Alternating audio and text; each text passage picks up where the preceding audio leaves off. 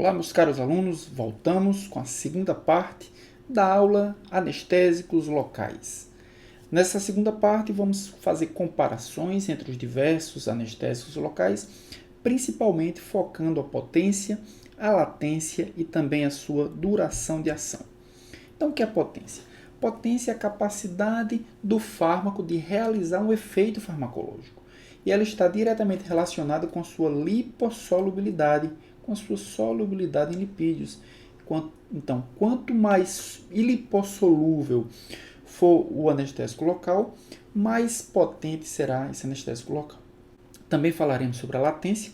A latência diz respeito ao tempo necessário para a ação farmacológica se iniciar. Ela depende da proporção entre a base ionizada e a base não ionizada. Então, nós vimos que a maior parte dos anestésicos locais são bases fracas. Então, dependendo do pH, nós teremos ela numa maior proporção ionizada ou na sua forma molecular. Quanto maior a quantidade de base não ionizada, ou seja, na sua forma molecular, mais rápido é o início de ação. Então, significa o quê? Se nós temos uma base que se ionizou muito pouco, significa que rapidamente ela vai iniciar sua ação. Também falaremos sobre a duração de ação, que é diferente do início de ação. O início de ação é desde a sua administração até que os efeitos se iniciem. A duração de ação é desde o início dos seus efeitos se iniciarem até os efeitos terminarem. A duração de ação está relacionada com a ligação às proteínas. Quanto maior a proporção de anestésico ligado às proteínas, maior o tempo de duração dessa ação. Okay? Então falaremos basicamente sobre esses três pontos importantes, essas três características: potência, latência e duração de ação. Então nessa tabela nós podemos verificar a comparação entre a lipossolubilidade e a potência entre três anestésicos locais: a lidocaína, a bupivacaína e a ropivacaína. Nós podemos verificar que maior lipossolubilidade significa maior potência. Menor lipossolubilidade significa menor potência. Por essa razão, a bupivacaína é 4 vezes mais potente do que a lidocaína para a redução da transmissão neuronal em virtude da sua lipossolubilidade. Ele consegue atravessar a bainha de mielina, consegue atravessar a membrana plasmática e facilmente consegue ter acesso aos canais de sódio. Nessa outra tabela, nós verificamos a comparação entre o grau de ionização e o tempo de latência, ou seja, o tempo necessário para que se inicie a ação do anestésico local. Nós podemos verificar, também comparando lidocaína, bupivacaína e ropivacaína, esses anestésicos apresentam pKa's diferentes. A lidocaína é mais ácido, bupivacaína e ropivacaína são anestésicos mais básicos. Bem, o pH fisiológico é um pH de 7,4, um pH próximo do pH neutro. Um pH próximo do pH neutro. Então, quando comparamos o percentual de formas ionizadas, a lidocaína apresenta o menor percentual de formas ionizadas comparada à bupivacaína e à ropivacaína. Então, 76% da concentração, ou 76% da dosagem que foi administrada de lidocaína em pH 7,4 vai estar na sua forma ionizada e 24% estará na sua forma molecular. Quando comparamos com a bupivacaína, que apresenta teores maiores ou concentrações maiores de formas ionizadas, chegando até 83%. Como isso se relaciona com o início de ação, ou seja, com o tempo de latência? Então, quanto menor for o percentual de formas ionizadas, mais rápido será o início de ação do fármaco do anestésico local. Então, estruturas que apresentam, ou anestésicos locais que apresentam menores proporções de formas ionizadas, apresentarão também menor início de ação. Ou seja, o início de ação será muito mais rápido. O tempo de latência será muito menor. Comparado, por exemplo, a anestésicos locais que apresentam percentual, proporções de formas ionizadas maiores, com início de ação um pouco mais lento. Isso ocorre porque a forma que tem acesso ao canal iônico ela pode ser a forma protonada ou a forma não protonada. Ambas têm acesso ao canal iônico, ambas têm acesso ao canal de sódio, bloqueando esse canal de sódio. Entretanto, a forma protonada só tem acesso através do próprio canal iônico. Significa que se o canal iônico estiver fechado, a forma protonada não vai ter acesso ao canal iônico, portanto, ela não vai conseguir bloquear o canal de sódio. Já a forma não protonada, ou seja, a forma molecular, ela pode atravessar a membrana plasmática e ter acesso por dentro da membrana plasmática ao canal iônico. Então, independe do tempo em que o canal iônico esteja fechado.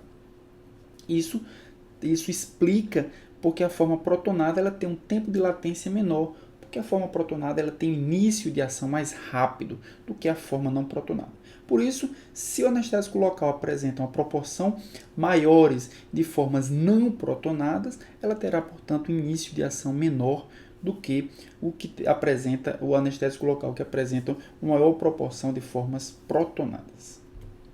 Bem, como os anestésicos locais são bases fracas, a diminuição do pH, ou seja, a acidez do meio, faz com que as formas moleculares se transformem em formas protonadas. É o que nós podemos ver aqui. Então, em meios ácidos, nós temos que a forma molecular é transformada em formas protonadas. Nós temos aqui um anestésico local com pH de 8,1 e um pH 7,2.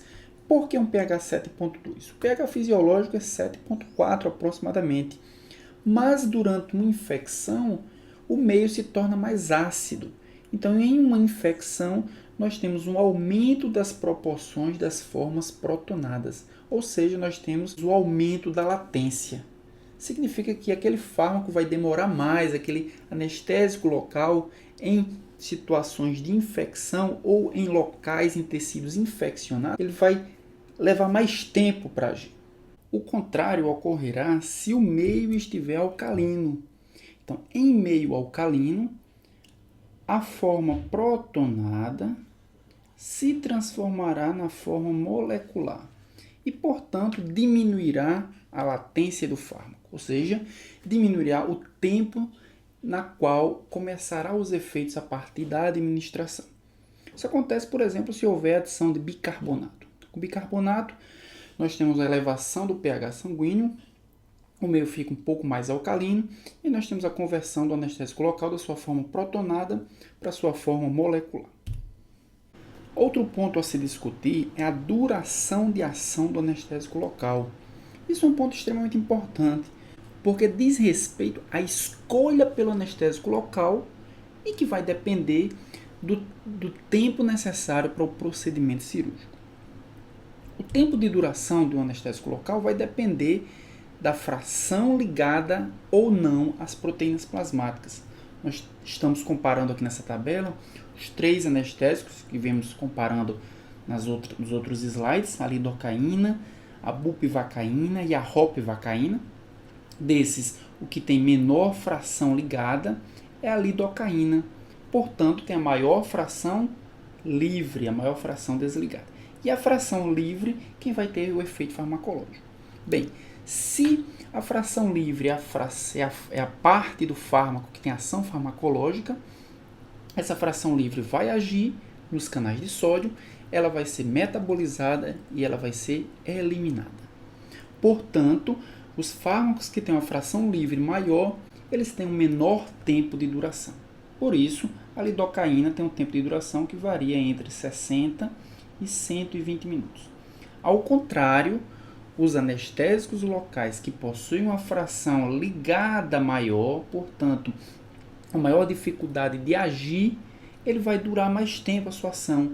Tem um tempo de ação aí maior, né, no caso da bupivacaína e da ropivacaína, 240 a 480 minutos.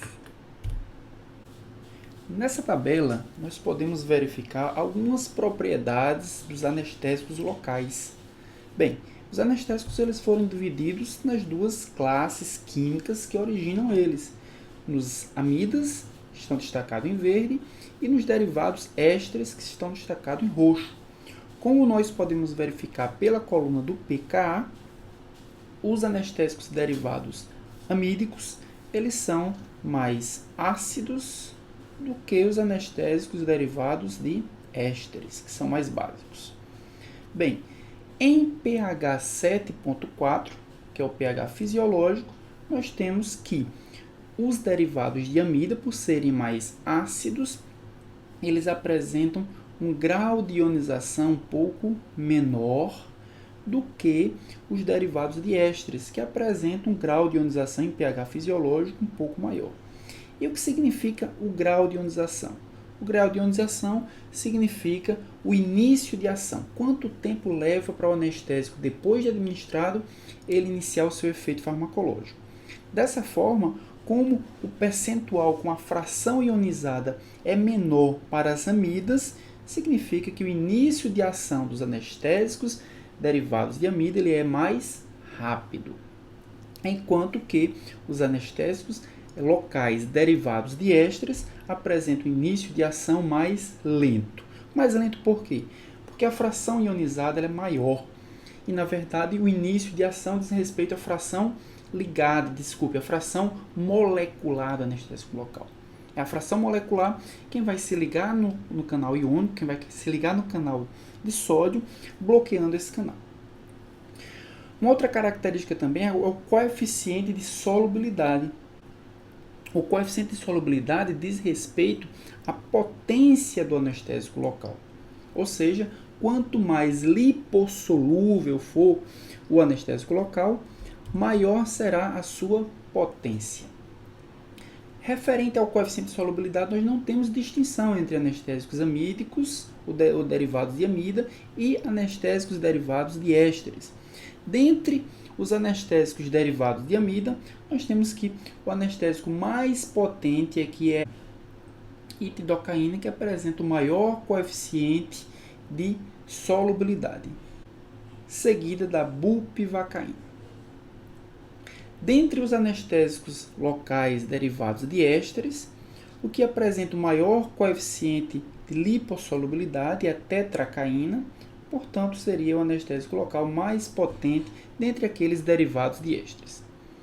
Comparando agora a coluna da ligação proteica, a ligação proteica diz respeito ao tempo de ação. Quanto maior a fração ligada à proteína, maior o tempo de ação daquele anestésico local. Então, dentre os derivados de amidas, nós temos que os que apresentam maior tempo de ação é a bupivacaína, a etidocaína e também a ropivacaína. E dentre os anestésicos derivados de ésteres, o que apresenta o maior tempo de ação é a tetracaína, 64% da sua fração ligada à proteína. Ok?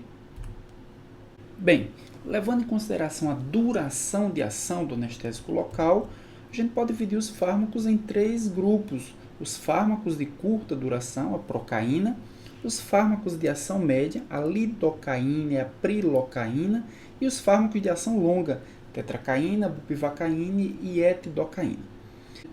Na prática, nós podemos associar um anestésico de início rápido de ação, como é o caso da lidocaína, que seu início de ação ocorre em aproximadamente 2 minutos. Entretanto, o seu tempo de ação é de 120 minutos apenas em 2 horas. Pode associar a lidocaína com a tetracaína, que apresenta uma longa duração. Dessa forma, nós teremos os benefícios dos 2 fármacos, dos 2 anestésicos. Um início de ação rápida, em virtude da ação da lidocaína, e um tempo de ação prolongado, em virtude da tetracaína.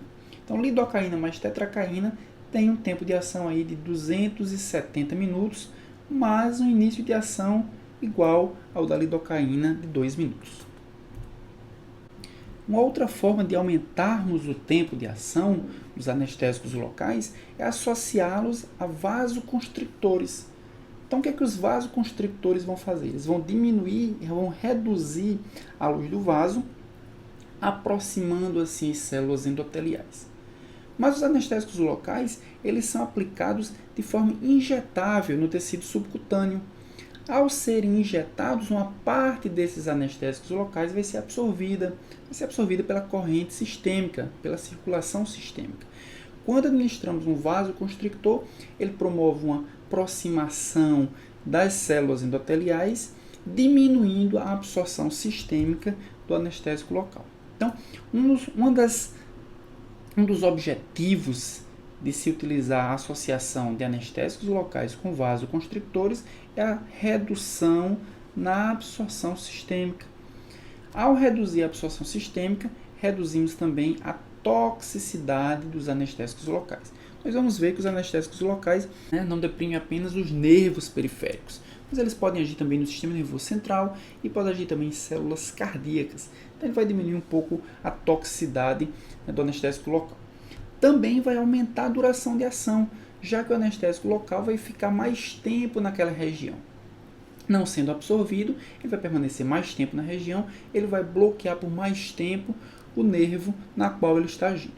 Mas os vasopressores, os vasoconstrictores, eles são contraindicados se a aplicação for em extremidades, uma vez que ele vai reduzir a circulação, vai promover uma vasoconstricção na extremidade, reduzindo a circulação local, podendo gerar algum tipo de lesão nas extremidades.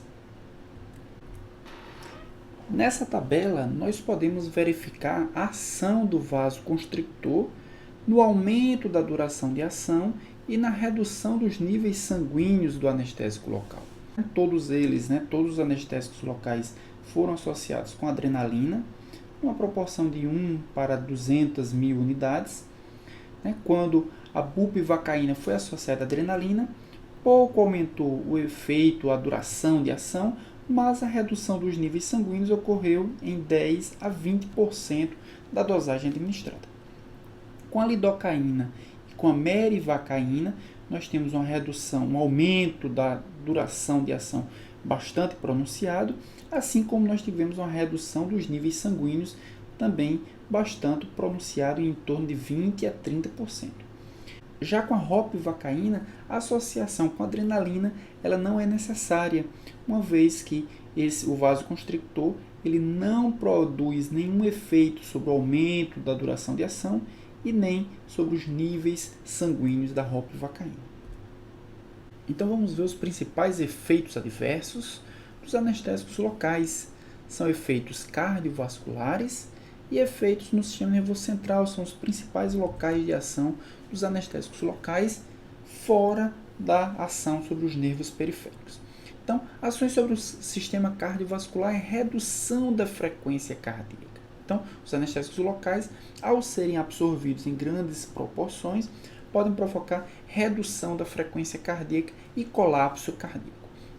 E ações centrais, em pequenas dosagens, podem causar ansiedade, tremores, euforia, agitação, ou seja, excitação do sistema nervoso central, convulsões e, em dosagens mais elevadas, nós temos depressão respiratória, além de reações alérgicas.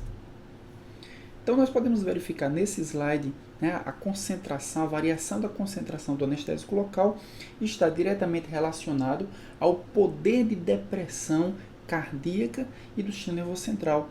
Então, em pequenas dosagens, nós temos aqui as principais reações adversas, gosto metálico, zumbido. Em concentrações médias, nós temos distúrbios visuais, contrações musculares, convulsões, inconsciência e coma. E em dosagens mais elevadas, nós temos depressão respiratória e também depressão cardiovascular. Então, por que será que os anestésicos locais em baixas concentrações causam excitabilidade do sistema nervoso central e em altas concentrações ele causa depressão do sistema nervoso central? Tudo isso é em decorrência do que nós vimos na primeira parte dessa aula. Os anestésicos locais eles têm uma ação maior em fibras mais delgadas e de condução mais lenta. E essas fibras são as fibras inibitórias do sistema nervoso central. Então, quando ele bloqueia as fibras inibitórias, ele aumenta a condutibilidade elétrica, fazendo com que o indivíduo possa ter uma convulsão. Já as fibras mais calibrosas, as fibras de condução rápida, são fibras excitatórias. Então, quando o anestésico local inibe as fibras excitatórias, ele causa depressão generalizada do sistema nervoso central. Então, em baixas concentrações, ele consegue inibir as fibras inibitórias, ou seja, ele causa excitação, e em altas concentrações, além das fibras inibitórias, ele também inibe ou bloqueia as fibras excitatórias, causando assim depressão generalizada do sistema nervoso central. Já a cardiotoxicidade acontece por vários mecanismos. Dentre eles, nós podemos destacar a ação central sobre o sistema nervoso autônomo e a ação periférica também sobre o sistema nervoso autônomo, ou seja, ele bloqueia as fibras que vão liberar noradrenalina, que vão controlar a frequência cardíaca, que vão controlar a força de contração do coração, tanto a nível central como a nível periférico também. Os anestésicos locais também têm um potente efeito vasodilatador direto. E essa vasodilatação causa também depressão das funções cardíacas. Também uma ação direta sobre o miocárdio e uma ação na eletrofisiologia cardíaca, ou seja, o anestésico local ele pode causar também redução da condutibilidade elétrica na fibra cardíaca, reduzindo assim a frequência cardíaca e também a força de contração. Dessa forma, os anestésicos locais, ao caírem na corrente sanguínea, podem deprimir diversos sistemas que vão controlar as atividades fisiológicas do coração, deprimindo assim a sua fisiologia cardíaca. Nessa tabela, nós podemos ver a comparação entre os anestésicos locais com relação à sua toxicidade no sistema nervoso central e a toxicidade no sistema cardiovascular, ou seja, depressão no sistema nervoso central e depressão no sistema cardiovascular. Olhando a coluna toxicidade no sistema nervoso central, nós podemos verificar que o anestésico local que apresenta maior depressão no sistema nervoso central é a bupivacaína. Uma toxicidade, uma depressão 4 vezes maior do que a lidocaína, por exemplo, e 2 vezes maior do que a etidocaína. Comparando agora a coluna de toxicidade no sistema cardiovascular, nós podemos verificar que o fármaco que apresenta maior depressão no sistema cardiovascular é a etidocaína, seguida pela bupivacaína e pela lidocaína. Então, a lidocaína, por exemplo, a gente pode ver que é um dos fármacos que não causa tanta depressão no sistema nervoso central, mas causa muita depressão no sistema cardiovascular. Já a etidocaína é um fármaco que causa muita depressão no sistema cardiovascular, mas não causa tanta depressão no sistema nervoso central. E a bupivacaína, essa sim, causa muita depressão tanto no sistema cardiovascular como também no sistema nervoso central. De fato, a bupivacaína parece ser, dos anestésicos locais, um dos mais tóxicos. Quando a gente verifica esse gráfico, que marca a concentração sérica do anestésico local em função dos efeitos adversos, nós podemos verificar que a bupivacaína, essa coluna em amarelo, apresenta as menores concentrações séricas necessárias para produzir convulsão, hipotensão, apneia e colapso circulatório. Isso comparando a bupivacaína com a levobupivacaína e com a ropivacaína. Então, ela apresenta as menores concentrações séricas necessárias para produzir algum efeito tóxico. Bem, para prevenir os efeitos cardiotóxicos dos anestésicos locais, algumas providências podem ser tomadas, como, por exemplo, limitar a dose total, ou seja, diminuir a dose a ser administrada. Isso pode produzir menores efeitos cardiotóxicos. Também lentificar sua absorção, por exemplo, utilizando um vasoconstrictor. Então, o vasoconstrictor vai lentificar, vai reduzir a sua absorção. Evitar a bupivacaína. A gente viu que a bupivacaína é o anestésico local mais tóxico. Manter ventilação e oxigenação também pode ajudar ou pode prevenir os efeitos cardiotóxicos dos anestésicos locais. Utilizar bloqueadores de canais de cálcio também pode fornecer alguma proteção e utilizar midazolam para aumentar o limiar para cardiotoxicidade e, consequentemente, reduzir a letalidade dos anestésicos locais em função da sua ação sobre o sistema cardiovascular. Bem, nessa tabela nós podemos verificar os efeitos de algumas patologias sobre a farmacocinética da lidocaína. Então, no indivíduo normal, sem nenhuma patologia, o volume de distribuição da lidocaína é de 1,32 litros por quilo, o clearance da creatinina é de 10 litros por quilo a cada hora, e o tempo de meia-vida é de 1,8 horas, para ser eliminada metade da sua concentração inicial. No indivíduo com insuficiência cardíaca, ele tem uma menor perfusão sanguínea. Menor perfusão sanguínea significa menor volume de distribuição, 0,88 litros por quilo. Se ele está perfundindo menos, ele vai ser metabolizado menos, consequentemente o clearance vai ser menor, ele vai se acumular um pouco mais na corrente sanguínea. Então, durante a insuficiência cardíaca, o clearance de lidocaína reduz para 6,3 litros por quilo por dia. Consequentemente, o tempo de meia-vida sobe. Não sobe tanto assim, não sobe muito, mas sobe para 1,9 horas, né, comparado ao normal, que de 1,8 horas. No indivíduo com doença hepática, com insuficiência hepática, o fármaco ele é distribuído normalmente, mas ele não consegue ser metabolizado na mesma velocidade. Consequentemente, ele vai se acumular. Então, o tempo, ou melhor, o volume de distribuição da lidocaína em um indivíduo com uma deficiência ou com insuficiência hepática aumenta para 2,31. Se ele aumenta, ele vai se acumular, ou seja, se ele não consegue ser metabolizado, ele também não consegue ser eliminado. Então, o clearance reduz ainda mais, reduz para 6 litros por quilo por hora. Consequentemente, o tempo de meia-vida ele vai subir. E dessa vez vai subir bastante. Sobe para 4,9 horas. E no indivíduo com a doença renal, no glomerulonefrite, por exemplo, onde há lesões do glomérulo, onde praticamente todas as substâncias passam por filtração glomerular. Então, dessa forma, o volume de distribuição reduz para 1,2 litros por quilo, já que boa parte da lidocaína está sendo eliminada rapidamente. Isso é comprovado pelo clearance, 13,7 litros por quilo, ou seja, sobe bastante, sobe 30% além do normal, praticamente. Consequentemente, o tempo de meia-vida ele reduz para 1,3 horas. Então, significa que na insuficiência cardíaca, nós temos uma pequena elevação do tempo de meia-vida em função da baixa perfusão sanguínea em razão do baixo volume de distribuição da lidocaína.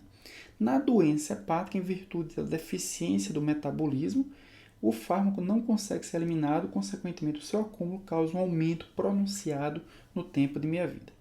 E na doença renal, o fármaco vai ser eliminado muito rapidamente, consequentemente ele vai ter um tempo de meia-vida reduzido comparado ao normal. Duas vertentes da anestesia local é a anestesia peridural e a subaracnoide, chamada de RAC. Essas anestesias elas são indicadas para operações nas pernas, no abdômen inferior, como por exemplo apendicite, alguma cirurgia no útero, ovário, bexiga, cesarianas. Né? Então, na peridural, o anestésico ele é injetado no espaço peridural, aqui nessa camada de gordura que fica anterior à dura mater. Já na raquianestesia, a agulha ultrapassa a dura mater sem atingir a medula. Então, fica nesse espaço entre a dura mater e a medula. O anestésico é injetado nesse espaço aí, nessa região abaixo da medula. Quais são os principais efeitos colaterais da raquianestesia? Cefaleia e emese pós-RAC, ou seja, uma vontade muito grande de vomitar. Recomenda-se, para que não haja esses sintomas, para que não haja esses efeitos colaterais, repouso. E também atenção para a retenção urinária causada por bloqueio muscular. Então, a raquianestesia pode também causar bloqueio muscular e, consequentemente, causar retenção urinária. Atenção para esses efeitos colaterais. Então, chegamos ao fim de mais uma videoaula. Nessa videoaula falamos sobre os anestésicos locais, falamos sobre a classificação, mecanismo de ação, fizemos algumas comparações com relação à potência, com relação à latência, com relação ao tempo de ação. Na próxima aula veremos os anestésicos gerais. Então falaremos sobre vários aspectos dos anestésicos gerais. Então não percam a próxima videoaula.